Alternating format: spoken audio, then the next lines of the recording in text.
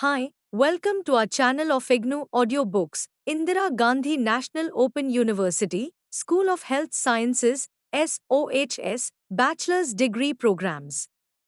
Post-Basic Bachelor of Science in Nursing B.Sc.N. PB, revised. Third year. BNS to 10 Nursing Administration and Management. Block-1 Introduction of Administration and Management in Nursing. Unit-1 Overview of Administration and Management. 1.0 Objectives.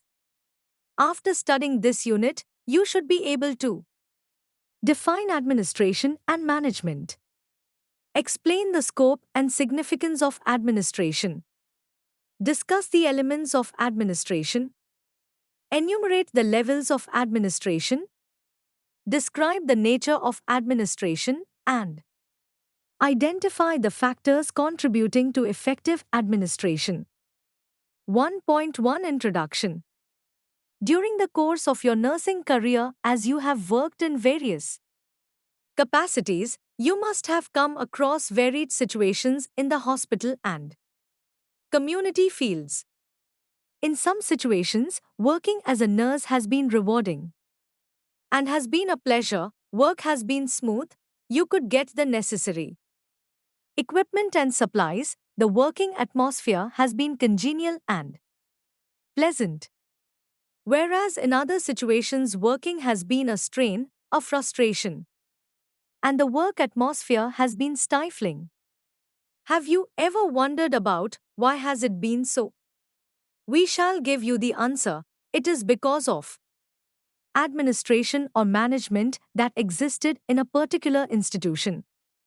Work becomes smooth and satisfying for all when administration is effective, and work becomes frustrating when administration is inefficient or ineffective. Administration is an essential factor in the development of any service. Administration provides the means whereby most effective use can be made of the knowledge and the skills of all those who are involved in it. Nursing administration is the system of activities directed towards the nursing care of patients and includes the establishment of overall goals and policies. The nursing department constitutes the largest single group of hospital employees, averaging more than half of the total strength. Properly administered, it is the mainstay of the organization hospital from the stand point of supporting administrative requirements, giving effective patient care, and promoting good public relations while department on all other hospital departments. It serves as a focal point for much of administrative coordination required between departments. Nursing is a personalized service and its effects on both doer and recipient need to be reorganized and appraised. It is the responsibilities of the administration to work towards creation of an atmosphere conducive to the production of the best possible care of patients. In the following section of this unit, we are going to discuss the significance and scope of administration and management, whatever these two terms are different or synonymous, and the different interpretations of the term management. We shall then go on to define the important terms essential for you to know and understand. This will be followed by discussions on the scope, elements, and levels of administration. In the last two sections, you will learn about the nature and process of administration and the factors of effective administration. Let us start with the definition of administration and management. 1.2 Definition of administration and management. The word administration is derived from the Latin word ad plus ministerium, to manage affairs or to look after or to care for people. Administre means serve. The meaning itself reflects that the administration regards himself as servant, to look after, perform all functions. Administration is a process of collective and cooperative effort directed towards the realization of a consciously laid down goals and objectives by any organization. Management is a process by which the cooperative group directs action towards achievements of the goals.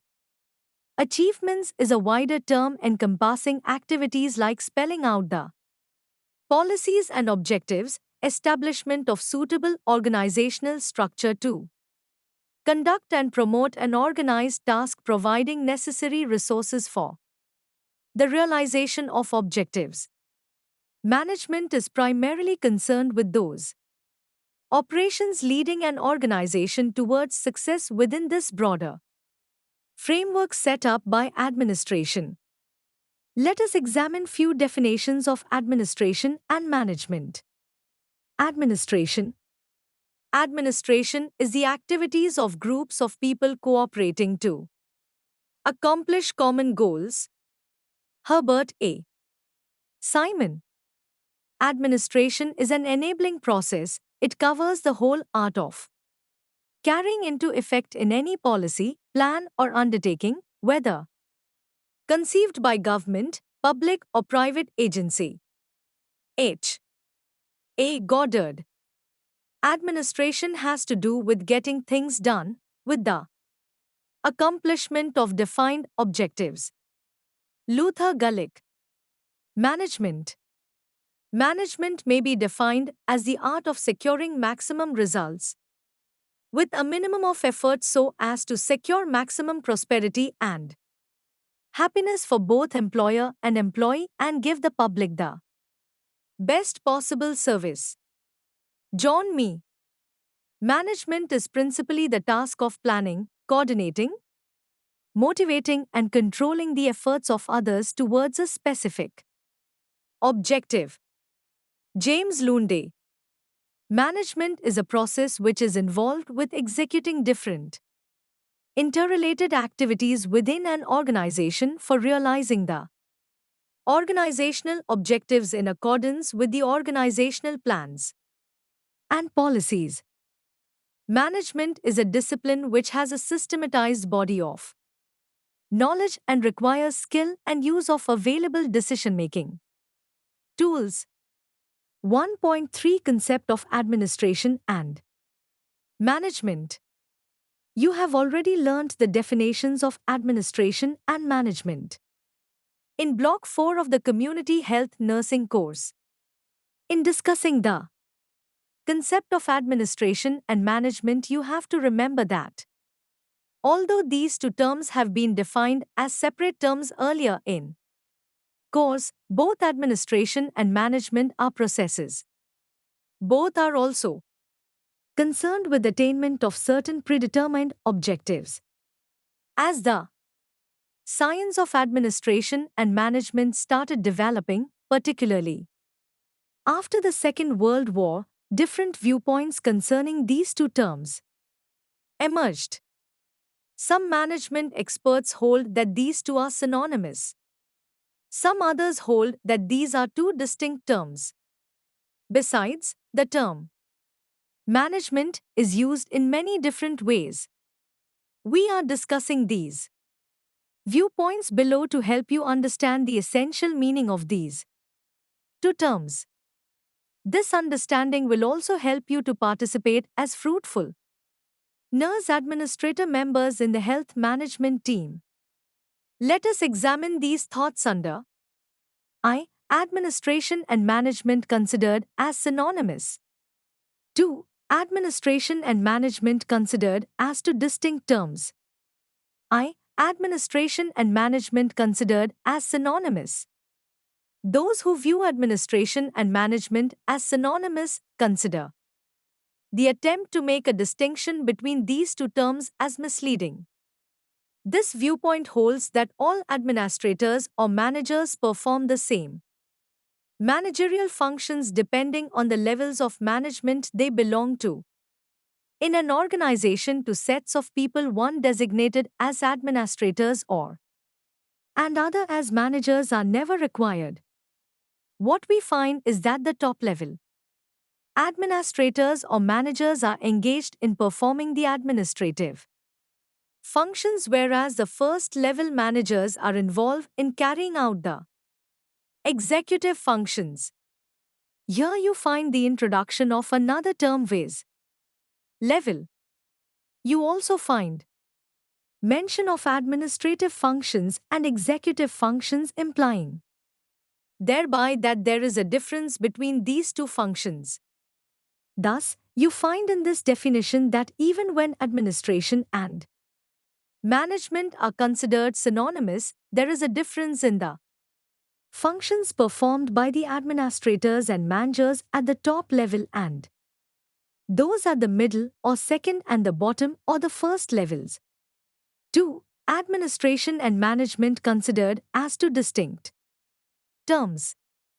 Let us now see the viewpoints of those who consider administration and management as two distinct terms. This distinction is made A. on the basis of the nature of organization and B. on the basis of the levels of administration. Management. A. Differentiation based on the nature of organization. In accordance to this view, administration should relate to government and other organizations concerned with social and political goals, and management should relate to business enterprises concerned with the objective of surplus generation. B. Differentiation based on the levels of administration management. Two schools of thought exist in this regard, viz. the American School of Thought and the British School of Thought. Both relate to the levels of administration or management.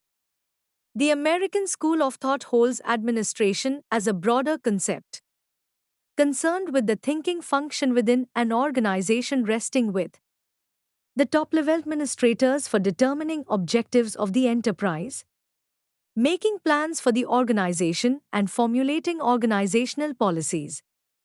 Management, on the other hand, is considered as the force that gives leadership and direction in realizing the predetermined objectives according to the guidelines given in the organizational policies and executes the plans of action and thereby concerned with doing function.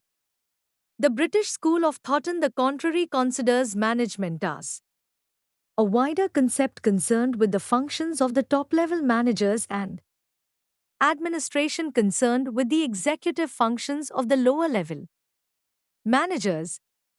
A reconciliation between the two schools of thought has been brought about by classifying management as follows. I. Administrative management, involved with planning functions, resting with top management level. 2. Operative management, concerned with the executive functions, resting with the middle and first management levels. Discussions on the different viewpoints. From the above discussion, it is clear to you that, barring the interpretations of management being a discipline, a class, and an authority, all viewpoints state that A. Both administration and management are processes. B. Administrative functions vary according to the levels of administration. C. There are two broad categories of functions in the process of administration, viz. the thinking functions, the doing functions. The thinking functions primarily relate to planning and organizing, including planning and organizing for staffing. The doing functions relate to staffing, directing, coordinating, and controlling. You will be learning the essentials of these functions and the principles of administration in Unit 2 of this block. But at this point of time, we hope you have understood the relationship of the six functions vis-a-vis thinking and doing. Thus, it may be stated that there are two broad aspects in administration. These are A. Planning related to thinking aspects, and B. Implementing or executing related to doing aspects. As you go through Unit 2 of this block, you will find that all the six functions mentioned are interwoven with these two aspects of administration. Secondly, it must be borne in mind that these two aspects are not only interrelated but integrated with each other. Both are complementary, as well as supplementary to each other. In fact, one exists for the other. Thirdly, because of the interrelated and integrated nature of the administrative functions, it is not always possible to clearly demarcate between administration and management all the time. It is generally accepted, however, that management deals with the executive functions and administration with the planning functions.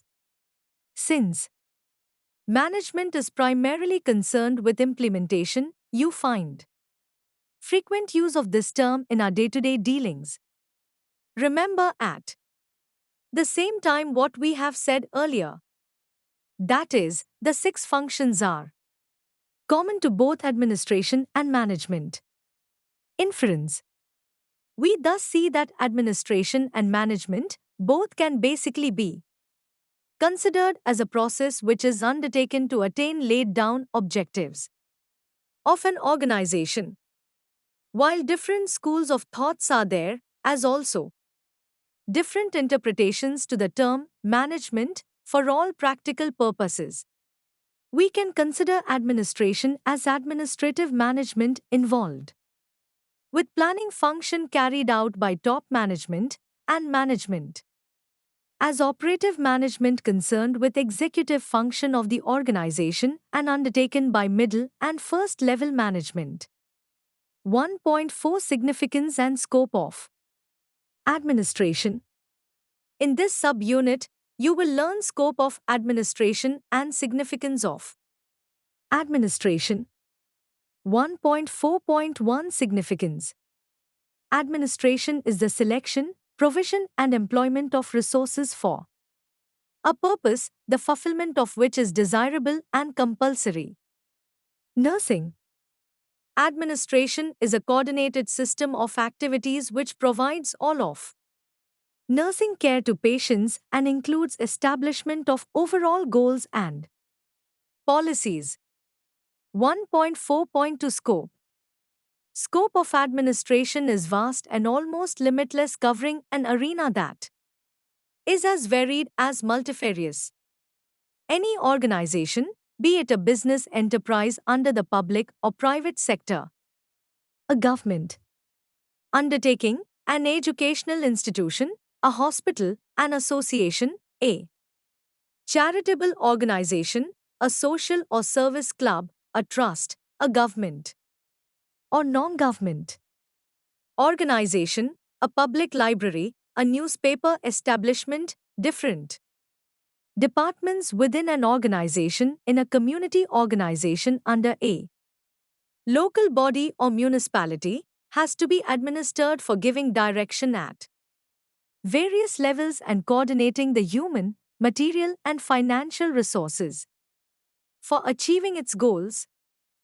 In addition, improved technology, greater specialization, increasing need for efficient handling of information and data, as well as efficient time management, effective personnel management, with cost-effective projects have opened new avenues for innovation in management. Similarly, management values and ethics together with various management styles available, simultaneous shift of emphasis on human resource development and computer technology and increased use of collective bargaining have opened up a wide vista of activity units and a challenging horizon before the administrators and managers today. Before we proceed to the next section, we would like you to bear in mind that the purpose and scope of administration are dependent on the philosophy and are directly related with the objectives of the organization within which this process is taking place. 1.5 Concept and scope of nursing administration. Nursing administration involves the implementation of policy, which has been outlined by the selected representatives of the health and nursing. The health policy enunciated by policy lawmakers provides the framework within which nursing and public administration work. The law, rules framed under the law, becomes the basis of administrating authority. Policy and administration are two sides of the same coin, and it is difficult to say as to where health policy ends and administration begins. The modern concept of adequate client of adequate interprets needs. Whether these needs be diagnostic, preventive, or therapeutic, physical, psychological, spiritual, or social. It recognizes the client as a person with an individual personality and with individual needs who has come from a recognized place within the family and the community. The individual must be helped to adjust to his/her condition and new environment.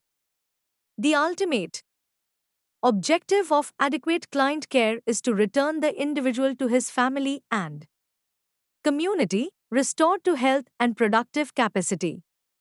In same instance, the client is prepared to adjust his/her living to his/her physical potentialities.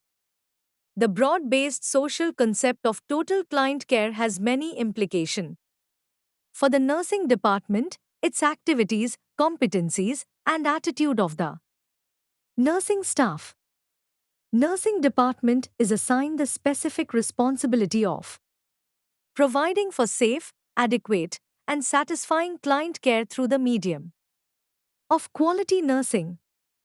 The department is the general professional service unit of the hospital too, which is delegated the responsibility for the organization and administration of the nursing service of the hospital through its director. The overall purpose of nursing service administration is to attract and retain competent professional nurses and other ancillary personnel. This way, nursing services can be effectively and economically achieved and constantly improved to provide those services which contribute to the health, development, efficiency, and contentment of personnel. The primary function of the nursing department is nursing service, which includes direct nursing care provided by nursing service personnel. Nursing services also include activities like administrative details involved is caring for the client admitted, keeping the record, indenting supplies and equipment. Any consideration of the conditions which are essential for a good department of nursing must begin with a brief reference to hospital or health agency of which it is a part. The hospital purposes, activities, organizational structure, and administrative policies determine nature and scope of its nursing services. This leads you to further understand the philosophy and objectives of nursing administration. Scope. Nursing administration is a part of the health administration. As mentioned earlier, nursing is practiced everywhere, namely hospitals, community health centers, home, military, sports, space and industrial units, and everywhere else wherever humans live. Broadly, we can also divide the areas of nursing administration into nursing service, both hospital and community health agency, nursing education, and nursing research. Nursing administration covers actual conduct of nursing care activities related to client care, training and development of students' manpower, affairs related to planning and improvement of nursing services. In this narrow perspective, it only relates to the activities of administrative branch of nursing services. Keeping in view the vastness of setting where nursing is practiced, we can say that the scope of nursing administration refers to the direction, control, and coordination of all the nursing personnel working in the various setups. The big task of administration of all the nursing population is achieved through the establishments of nursing service departments working in consultation with their governing body government, central, state, district, local, and private, corporate sector, enterprising units. Institute of Nursing Education are governed by the rules and regulations established by registration councils, i.e., state councils function with state health policy and laws laid down by National Registration Council, e.g., Indian Nursing Council, INC.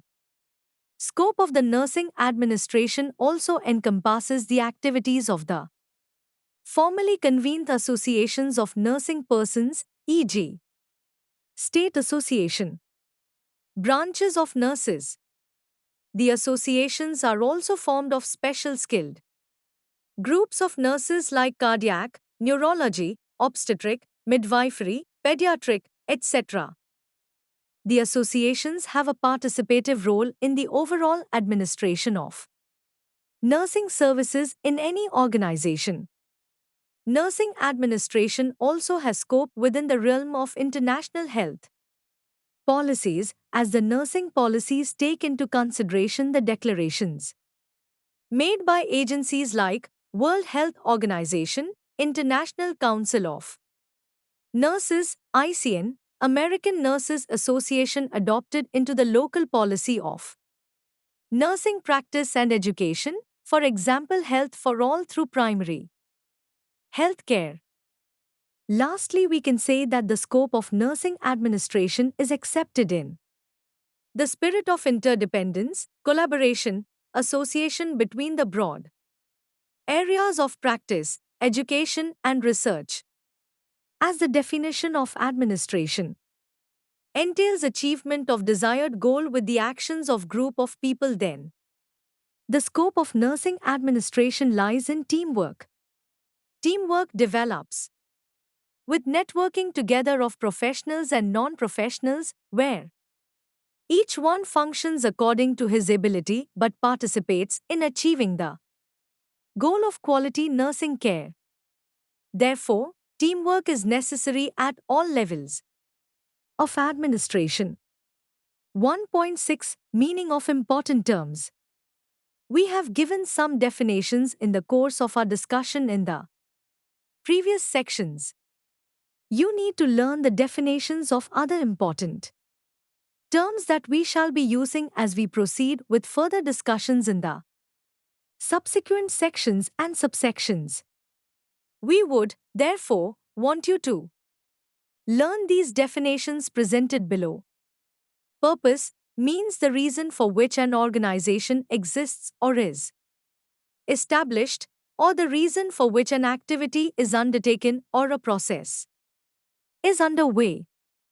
Philosophy, the beliefs, the values which guide the organization in all its functions are referred to as the philosophy of the organization. Goals or objectives. Goals are the desired outcome or end results of intended actions, stated in introduction also. Organization, when a group of people work together to achieve common goal or goals, it is known as an organization. See introduction also. Concept means an idea, an understanding, an overall or general notion about that which is concrete or abstract. For example, when we talked about the concept of administration and management, it related to something abstract. Abstract, that which cannot be seen but the effect of which is felt and perceived. Truth, honesty, love are illustrations of what may be called abstract. Intangible, that which cannot be touched or felt or seen. Its effects only can be perceived. All that are abstract also are intangibles.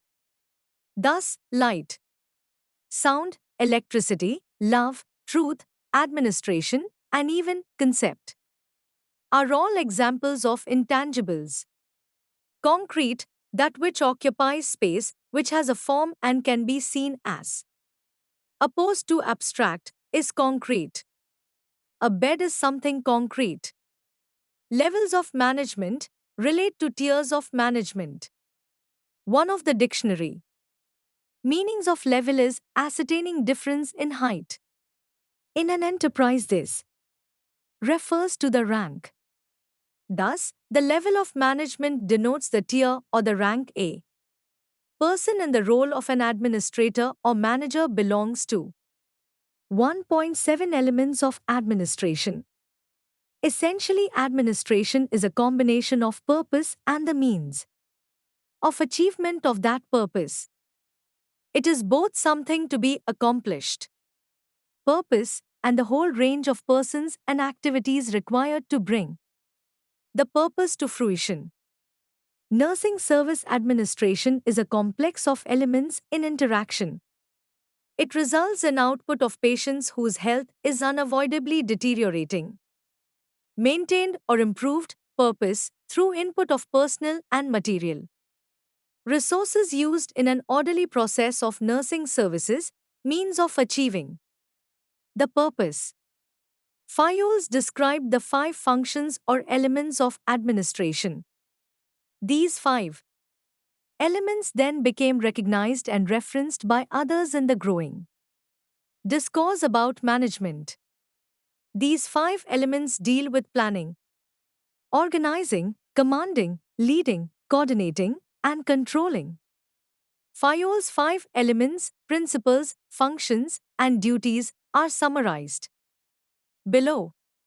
1. Planning and forecasting. To forecast and plan, purveillance, examine the future and draw up plans of action could also be translated as foresight. Complete a plan of action for the future. Planning requires a forecast of events and, based on the forecast, the construction of the operating program.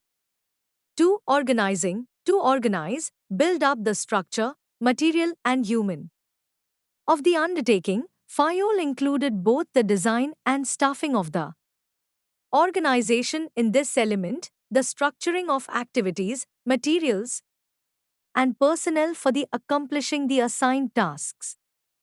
3. Commanding, leading to command, maintain activity among the personnel, Fayol's term for directing, leading, supervising, etc. Commanding encompasses the art of leadership coupled with the goal of putting the organization into motion.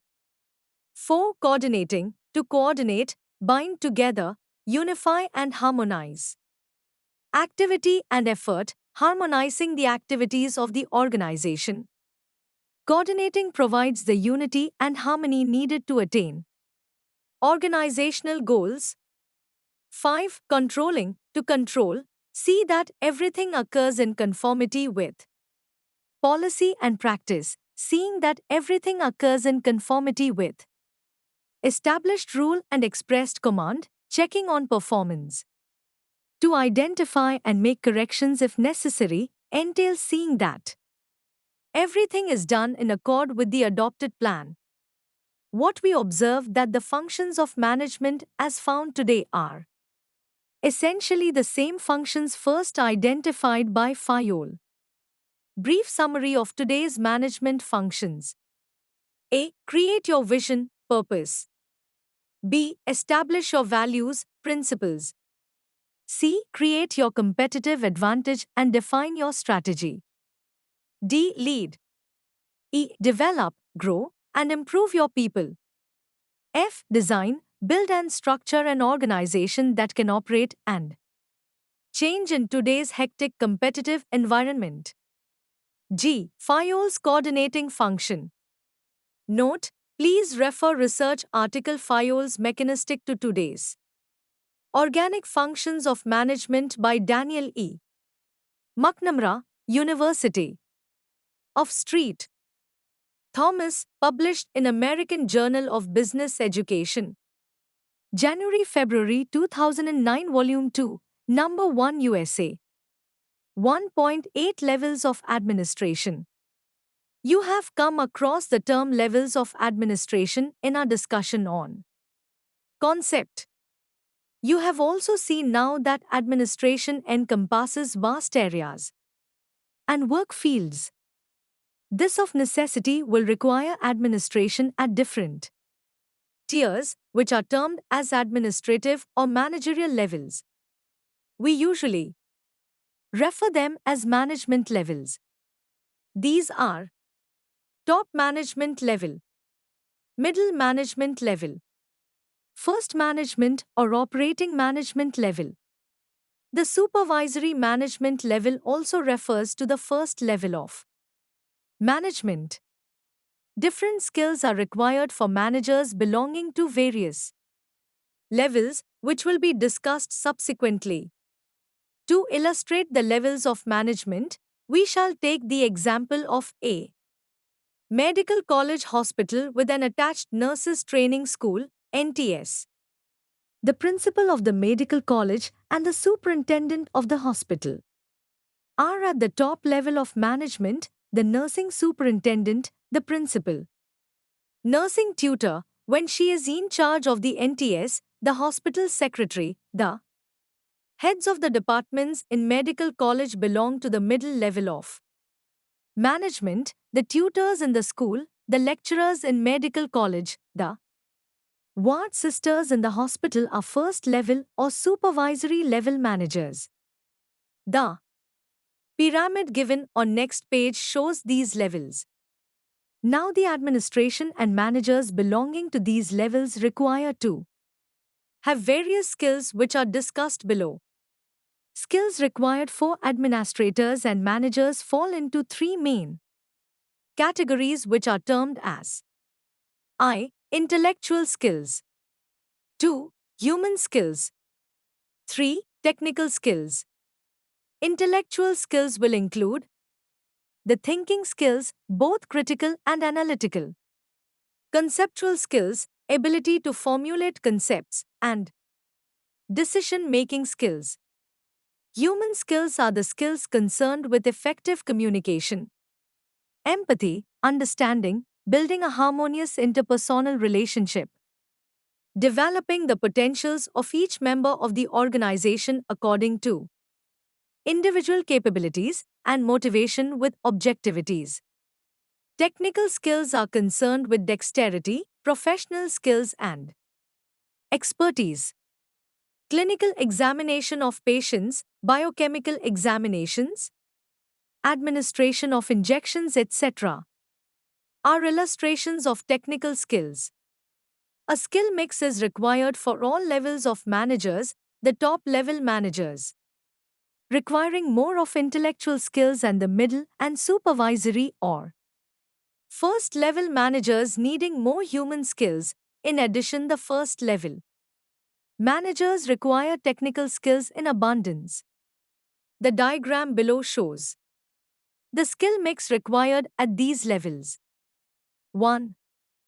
9. Process and nature of administration. We have so far covered the concepts of administration and management, scope and levels of administration. We shall now delve into the nature and process of administration in this section to enable you to grasp what administration is. In order to understand the nature of administration, you should first understand the process of administration. 1.9.1 Process of administration. This comprises a series of interrelated and interdependent functions performed by the administrators and managers for reaching the common objectives of an organization. The administrative process is intellectual, dynamic and creative as well as continuous. It is also a social process involving coordination of the efforts of various categories of people within the organization. 1.9.2 Nature of administration. Nursing administration is primarily the process and agency used to establish the nursing objectives or purposes which an undertaking or staffs are to achieve. It also has to plan and to stabilize the broad lines or principles that will govern nursing action. These broad lines are usually called policies, whereas the nursing management is the process and agency. through which execution of nursing policy is planned and supervised. Milward G. Nature of administration. 1. Universal. 2. Holistic. 3. Intangible.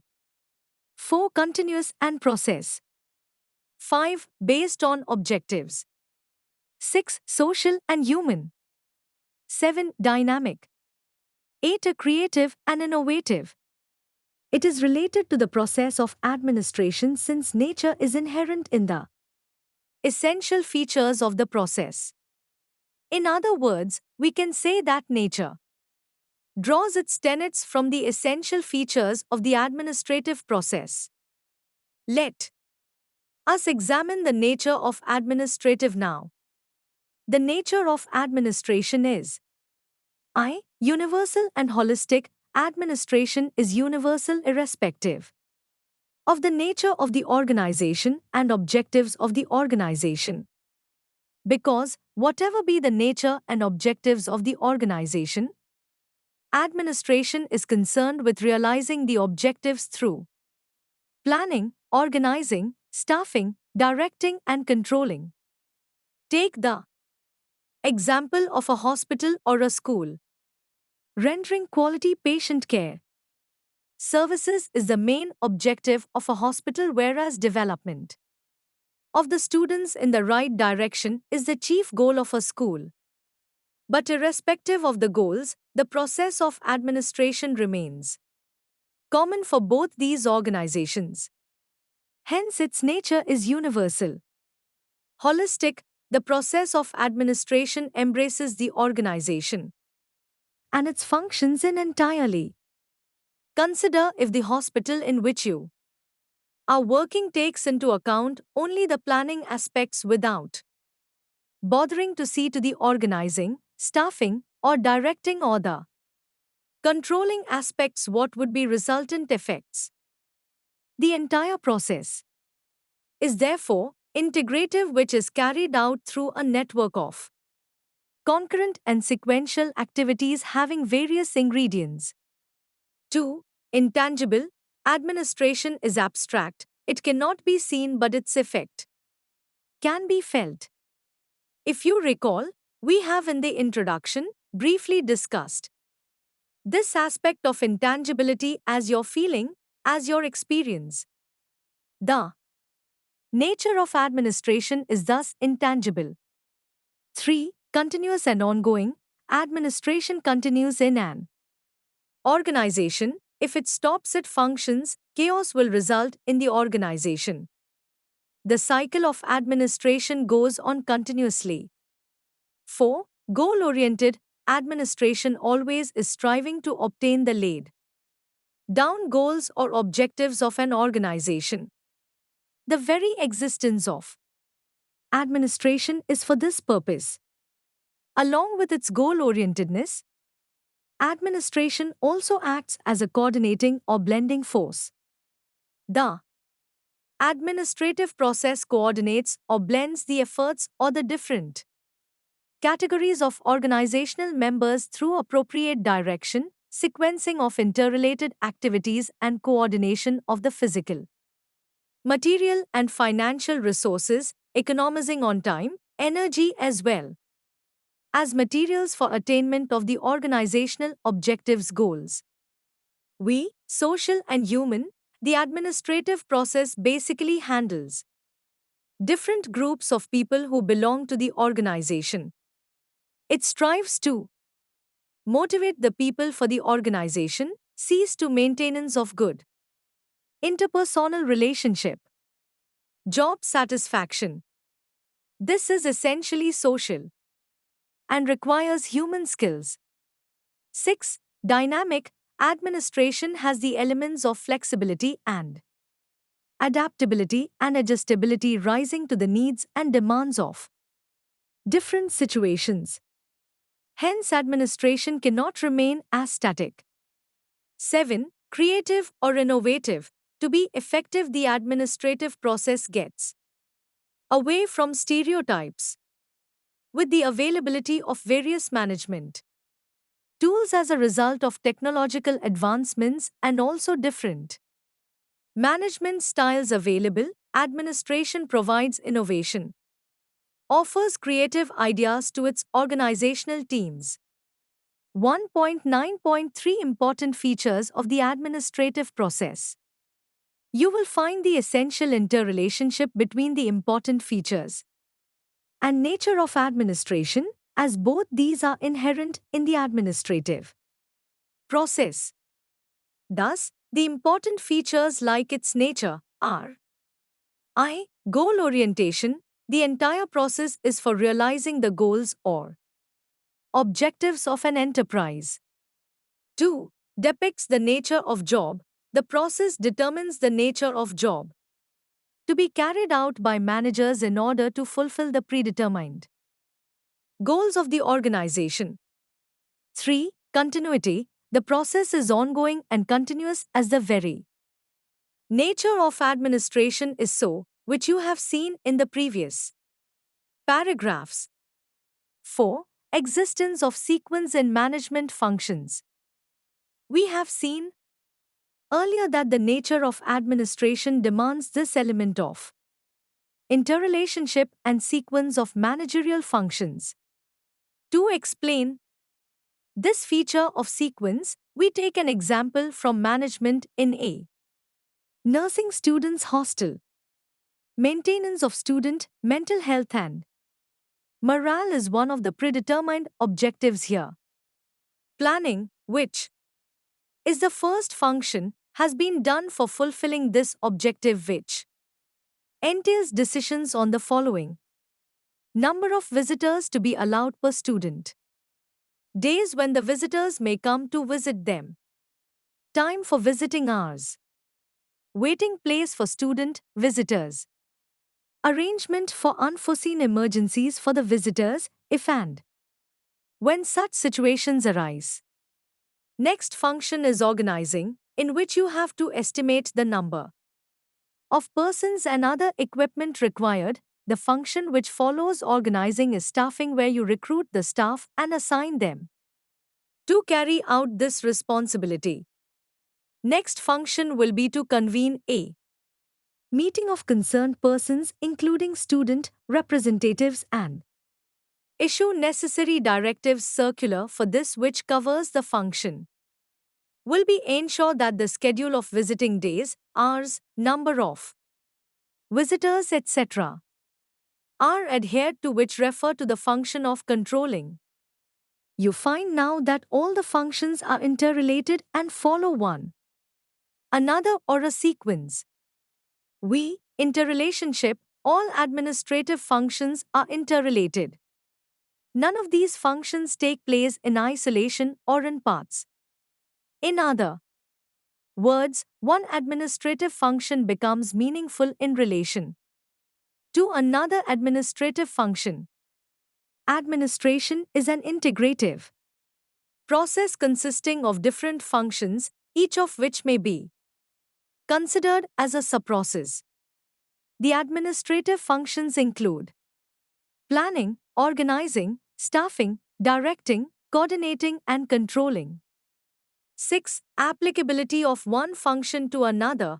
We have listed the administrative functions in the previous paragraph. You will find that these functions are applicable to one another. For example, planning, which is an administrative function, has to be organized and directed properly. Organizing and directing, which are the second and third functions of administration, are to be planned. Again, staffing and controlling are the two other functions that constitute the administrative process, and yet the staffing function has to be controlled. 7. Common to all organization. The administrative process is common to all organizations, irrespective of the purpose for which the organization is established. This feature is related to the universal nature of administration. 8. Providing framework for guidance.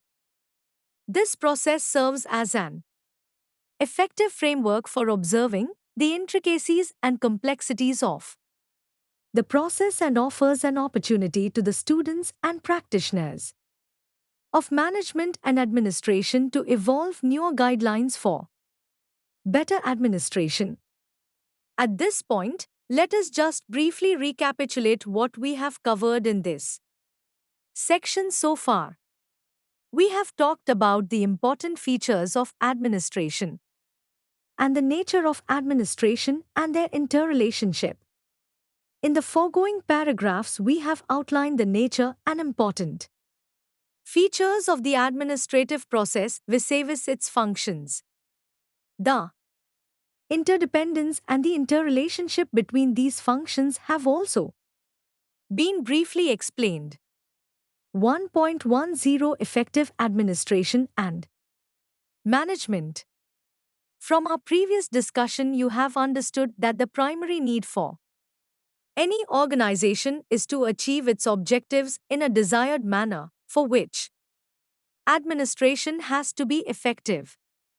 Effective administration not only helps in doing so but also provides the required satisfaction to the employees, as well as to the management as the targets are fulfilled, schedules are honored, positive image is built, and a sense of pride develops in the minds of all concerned.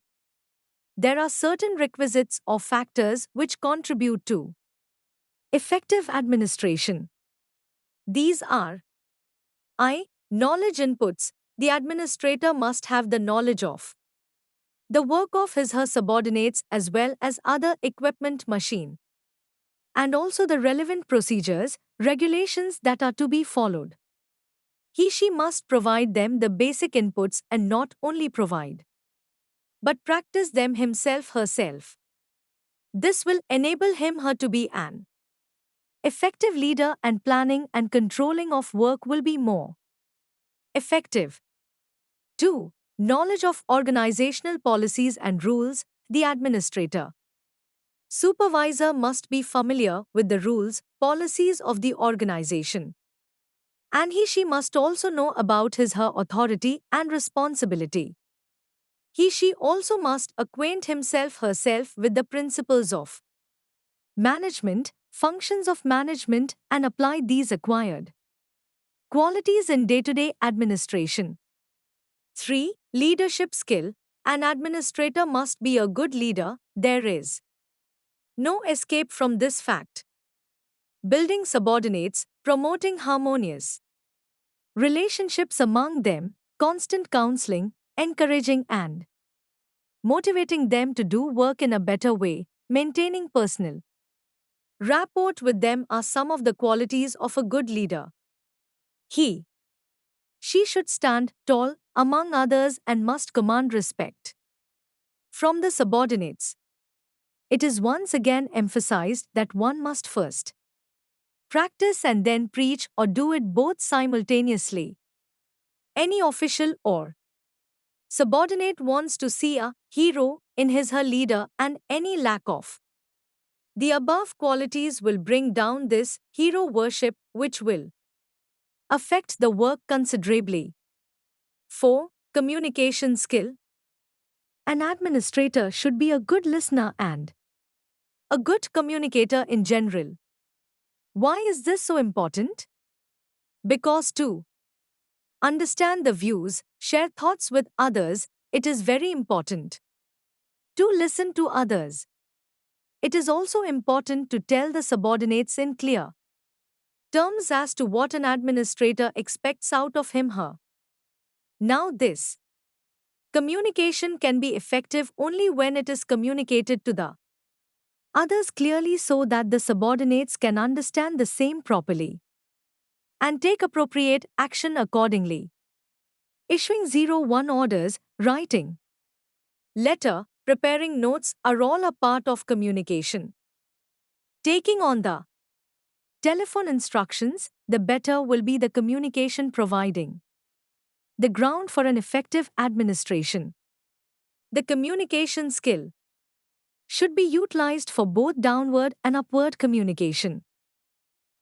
Technical skill, sufficient knowledge of operations of various Equipment machines used in a unit helps in identifying problems and taking corrective measures. For example, basic knowledge of photocopier machine operation and maintenance may enable the administrator to look into the immediate problems before the matter is reported to the company for rectification. Servicing. Having technical knowledge also helps in understanding the output of the equipment and its appropriate application. 6. Human relation skill. Get along well with all, perhaps this one line every administrator must remember always. It is vital to really get along with all, e.g., subordinates, peers, and seniors. All persons working in the division section unit shall be shown concern for their welfare and well-being. Adoption of a cooperative attitude, encouraging effective interpersonal relationships, motivating employees and inculcating in them the idea and advantages of group ethics dynamics are some of the skills that are part of human relations. To get things done rather than do it always himself is the most important human relations skill. Functions in an organization. 7. Public relations and image building. The image reflects the functions of the organization and the capabilities of the functionaries. 2. Because if the functions can bring optimum result, the organization benefits and a strong and positive image is built up through public relations exercise.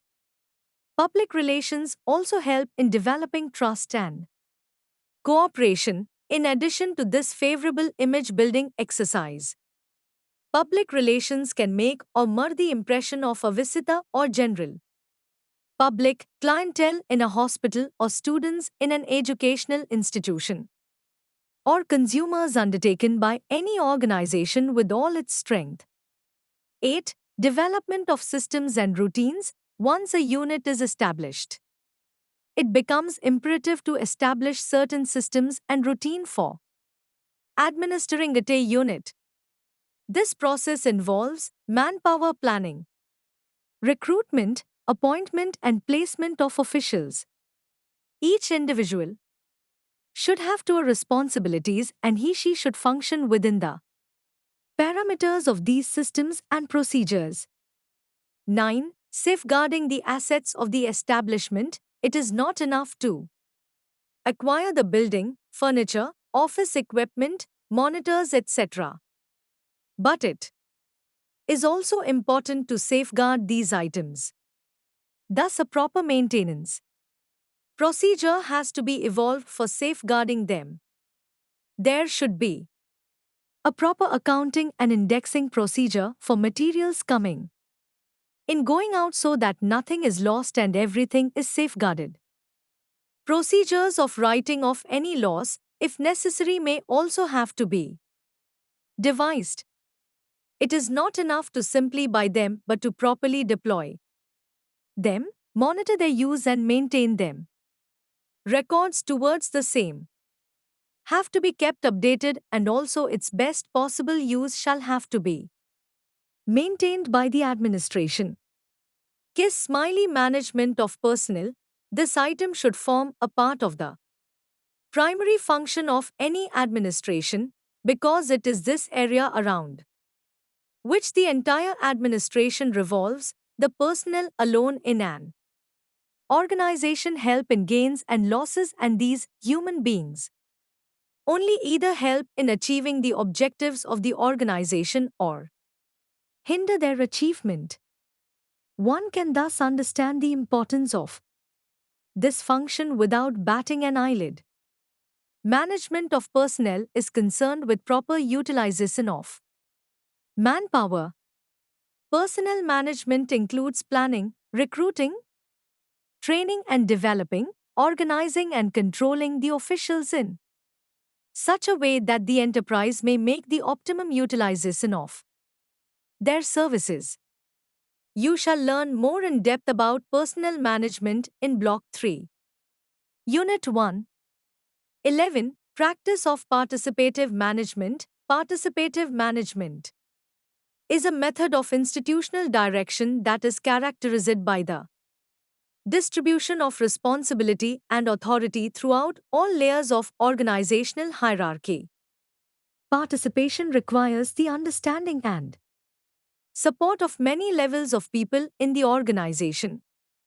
In the process of participatory management, professional nurses are involved in making decisions that affect them and in setting their own work standards.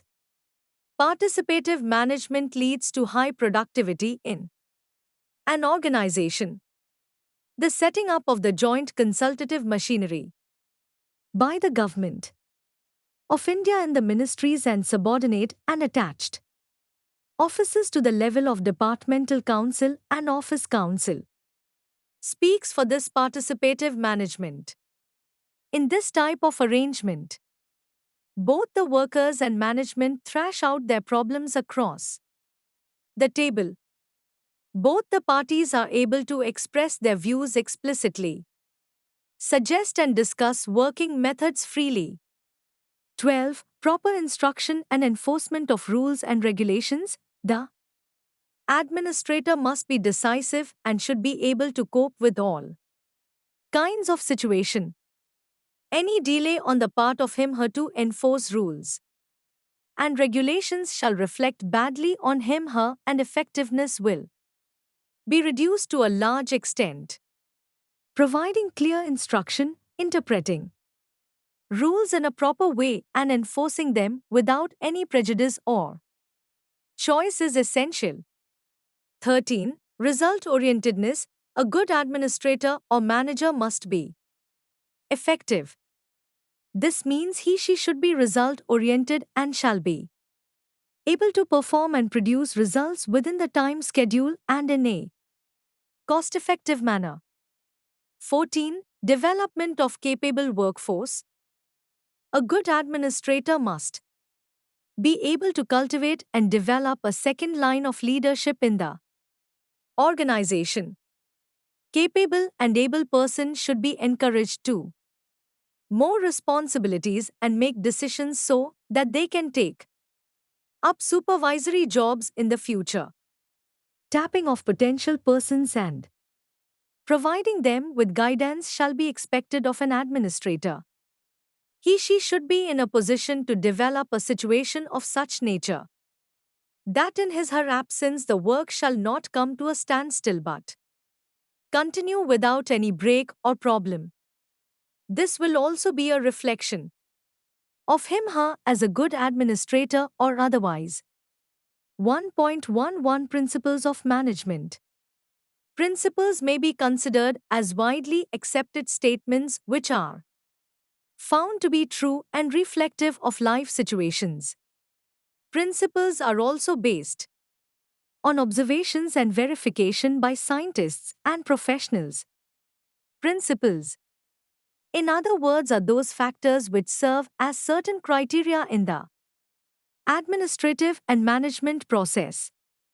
1.11.1 Fayol's 14 Principles of Management.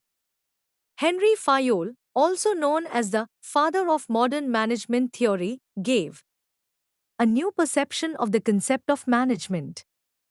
He introduced a general theory that can be applied to all levels of management and every department.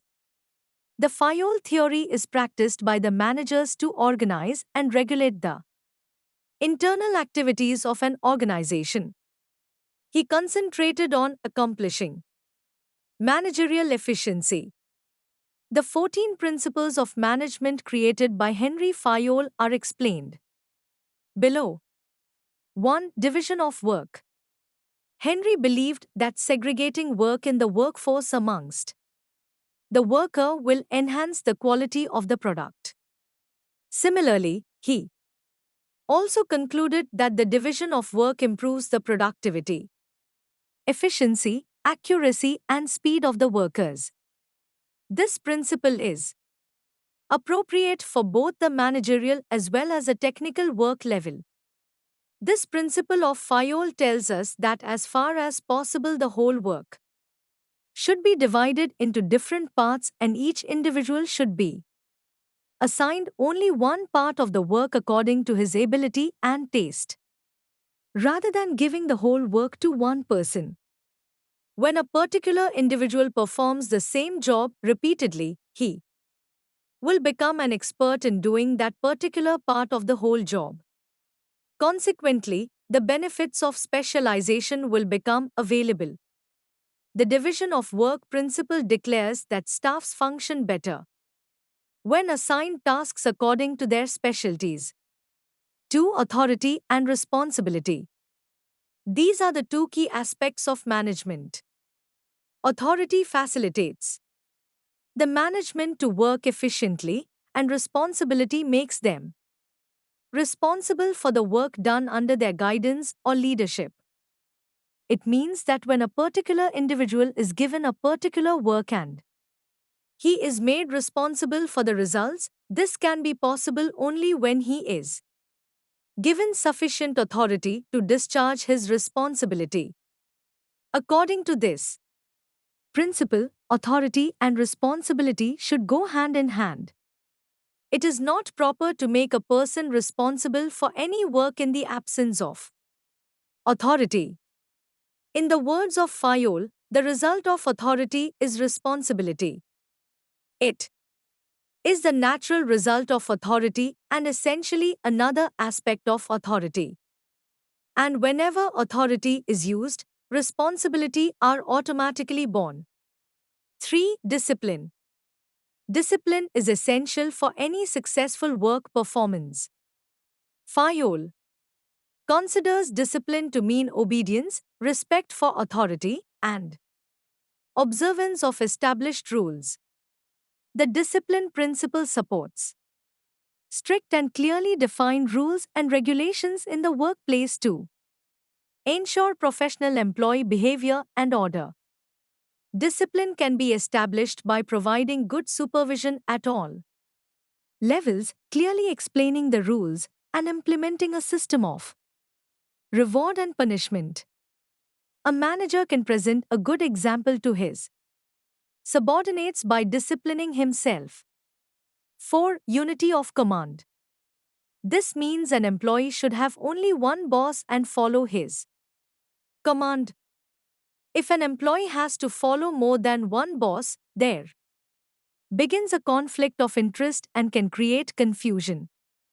According to the principle of unity of command, an individual employee should receive orders from only one superior at a time and that employee should be answerable only to that superior. If there are many superiors giving orders to the same employee, he will not be able to decide as to which order is to be given priority. He thus finds himself in a confused situation. Such a situation adversely affects the efficiency of the subordinates. On the other hand, when there are many superiors, every superior would like his orders to be given priority. This ego problem creates a possibility of clash. Consequently, their own efficiency is likely to be affected. 5. Unity of direction. Whoever is engaged in the same activity should have a unified goal. This means all the person working in a company should have one goal and motive which will make the work easier and achieve the set goal easily. In other words, there should be one plan of action for a group of activities having the same objective and there should be one manager to control them.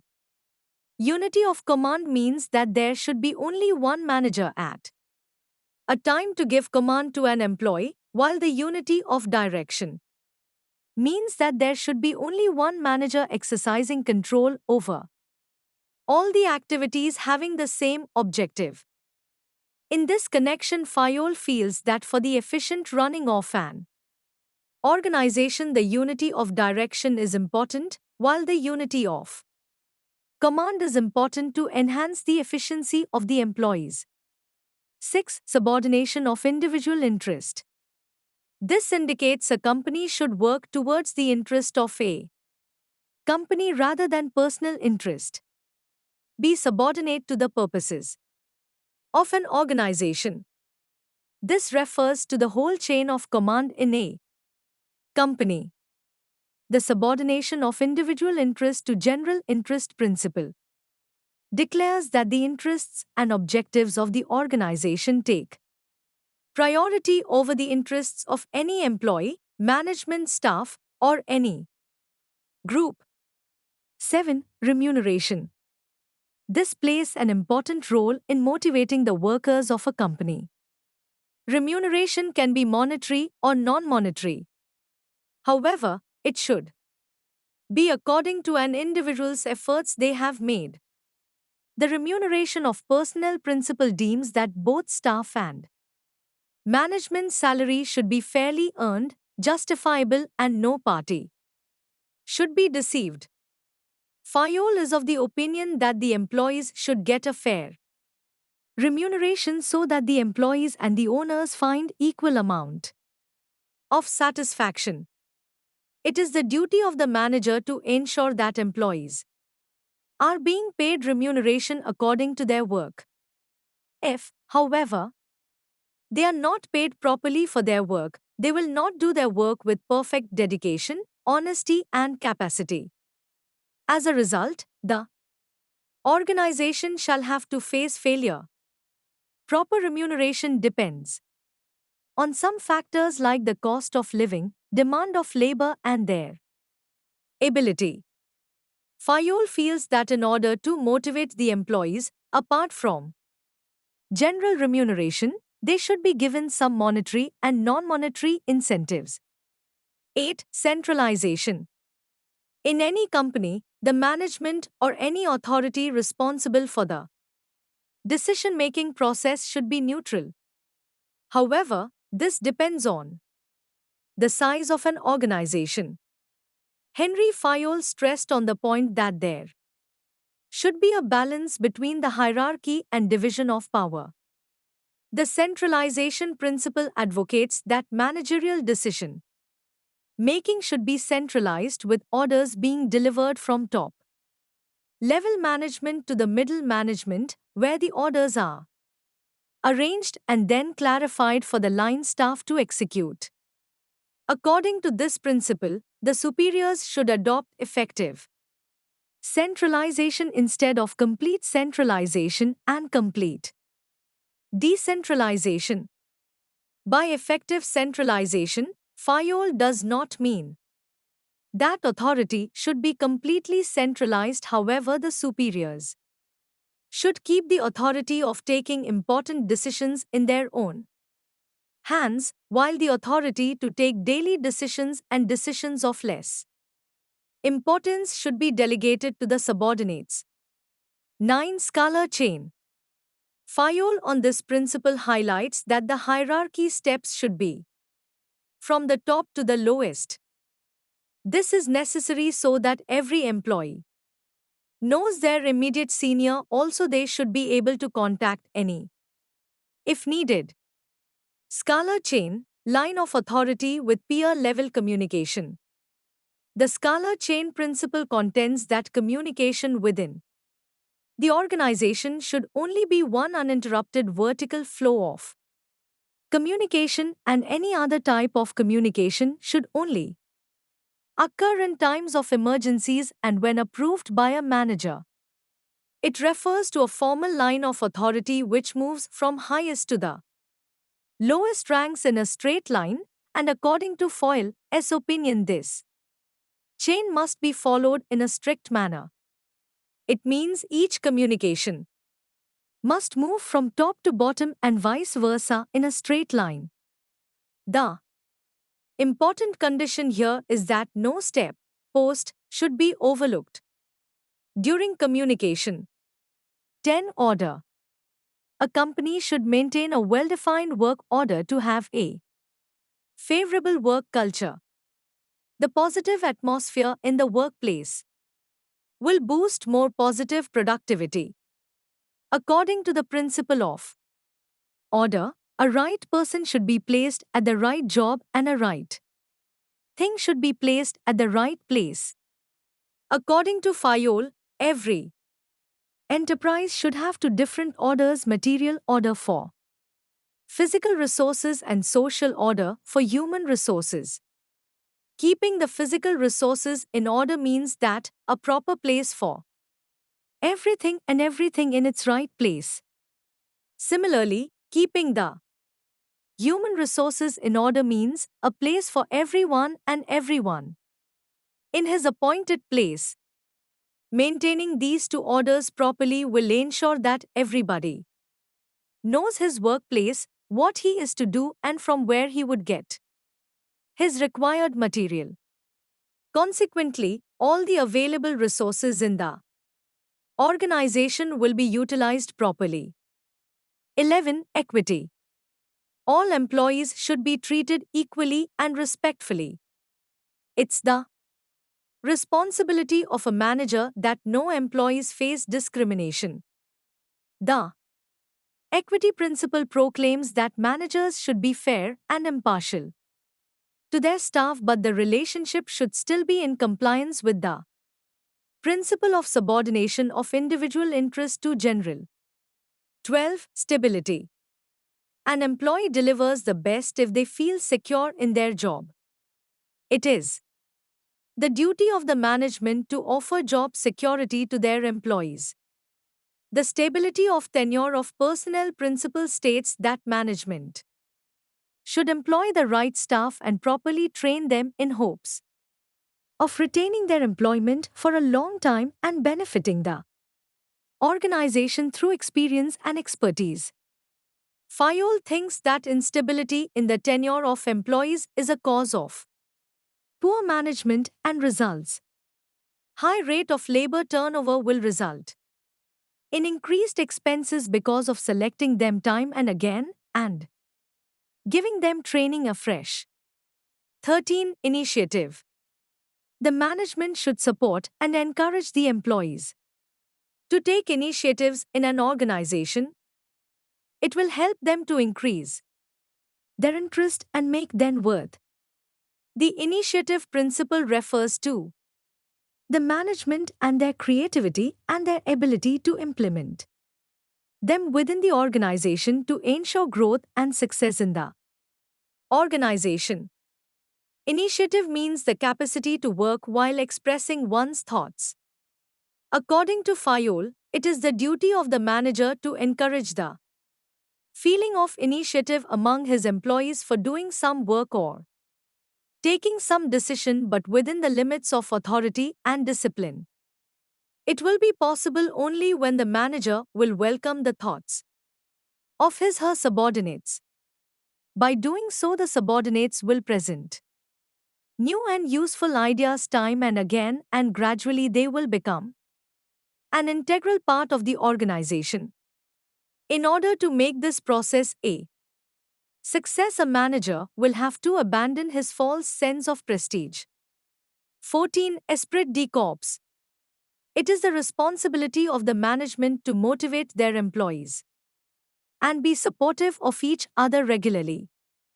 Developing trust and mutual understanding will lead to a positive outcome and work environment. The Esprit de corps principle believes that organizations should promote high morale and unity to retain the best employees for lengthy periods of time. As per this principle, a manager should continuously make efforts to develop a team spirit among the subordinates. 2. Do this, he/she should use the word we instead of during the conversation with subordinates.